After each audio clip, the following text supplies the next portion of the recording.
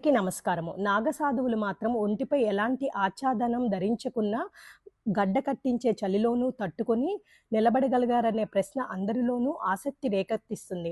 -డిగ్రీల చలిలో కూడా సహించగల శక్తి నాగసాధువులకు ఎక్కడి నుంచి వచ్చిందబ్బా అని శాస్త్రవేత్తలు సైతం ఆశ్చర్యపోతున్నారు. దీని వెనుక పెద్ద దైవరహస్యమే ఉంది.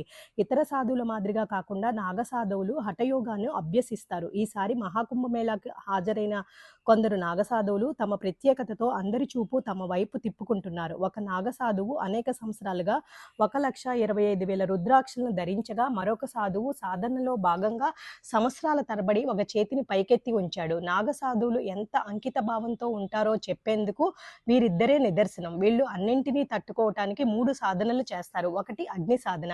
అంతర్గతంగా వేడి పుట్టించేందుకు కఠినమైన పరిస్థితుల్లో వెచ్చగా ఉండటానికి వీలుగా ఒక రకమైన ధ్యానం చేస్తారు. రెండోది నాడీ శోధన. నాడీ శోధన ప్రాణాయామం ద్వారా నాగాలు తమ శరీరంలో గాలి ప్రవాహాన్ని సమతుల్యం చేస్తారు.